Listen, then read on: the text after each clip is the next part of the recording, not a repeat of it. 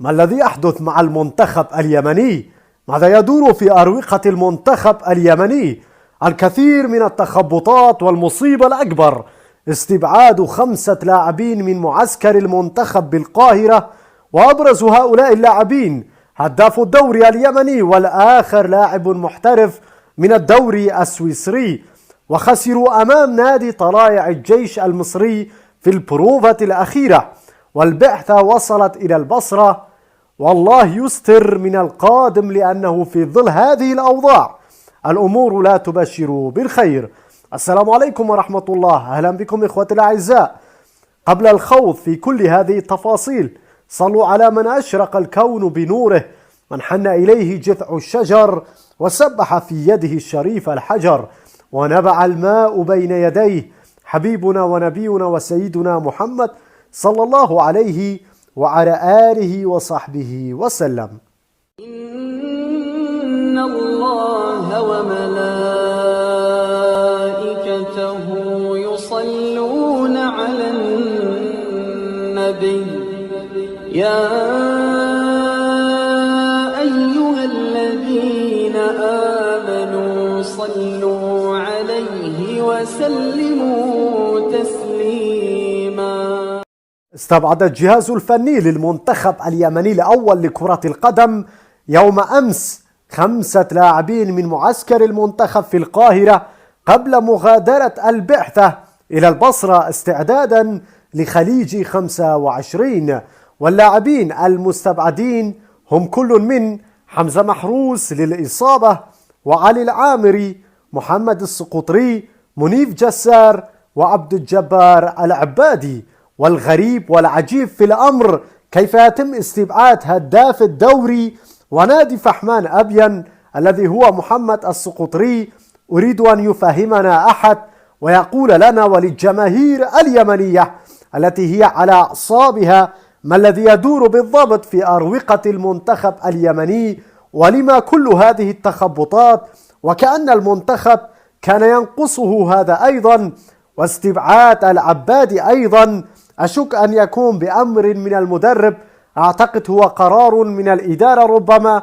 فهذا اللاعب عبد الجبار العبادي هو لاعب ينشط في الدوري السويسري، ومهما كان الدوري السويسري فهو بكل المقاييس أفضل من أغلب اللاعبين الآخرين الذين هم منذ أكثر من 8 سنوات لم يشاركوا في أي بطولة محلية منتظمة. وهنا تظهر تساؤلات عديدة، لماذا هذا الذي يحصل؟ هل هؤلاء اللاعبين ليس لديهم وساطة لهذا تم إبعادهم؟ لأنني وأنتم نعرف جيدا الوساطة المنتشرة عندنا في العراق وعندكم في اليمن، وخسارة المنتخب اليمني أمام نادي طلائع الجيش المصري بهدف في البروفة الأخيرة للمنتخب اليمني استعدادا لخليج البصرة. وبيني وبينكم بصراحة الأمور لا تبشر بالخير، وكأن المنتخب محارب من الجميع. ومن جهة أخرى النجمان الرائعان من نادي أهلي صنعاء محمد الداحي ولواعة حمزة حنش في التشكيلة النهائية لمنتخب اليمن المشارك في بطولة كأس الخليج. ونتأمل خيرا في قادم الأيام، ونتمنى أن لا تكون هنالك خسائر بنتائج ثقيلة. نرجع إلى موضوعنا، حيث وصلت بعثة منتخب اليمن إلى مدينة البصرة مساء الجمعة استعدادا لخوض منافسات كأس الخليج 25 خلال الفترة من 6 إلى 19 من شهر يناير المقبل من العام الجديد. ويلعب منتخب اليمن أولى مبارياته أمام السعودية في 6 من شهر يناير في الساعة 9:30 مساء. واكتبوا آراءكم في التعليقات حول كل هذه الأحداث التي تحدث مع المنتخب اليمني. وأيضا هنالك شيء أريد أن أنوه الجميع عنه، الكثير من الرسائل تأتيني وتتساءل حول كيفية الوصول إلى العراق وكيف تأتي الجماهير اليمنية إلى العراق. بصراحة أنا ليس لدي معلومات كثيرة حول هذا الشيء، ولكن كما صرح الاتحاد العراقي بأنه عند وصول الجماهير اليمنية إلى المنافذ الحدودية سيعطونهم تأشيرات دخول وسيدخلون إلى العراق بدون أي مشاكل.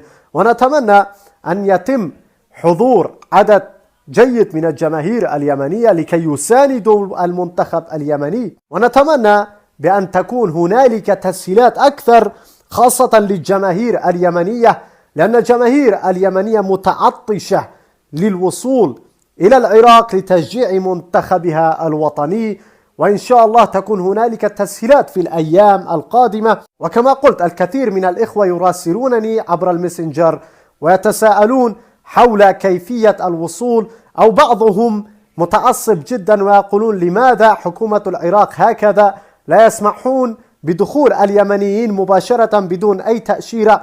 بصراحة أنا أعيش في إقليم كردستان العراق، وفي إقليم كردستان العراق لدينا حكومة مختلفة عن الحكومة في العراق، نمشي وراء حكومة إقليم كردستان، لذلك قوانيننا تختلف عن القوانين هنالك الخاصة بالحكومة العراقية. لكن أيا كان نتمنى من الحكومة العراقية بأن تجد حلا، ومن الاتحاد العراقي أيضا بأن يجدوا حلا لإدخال الجماهير اليمنية بدون أي عوائق.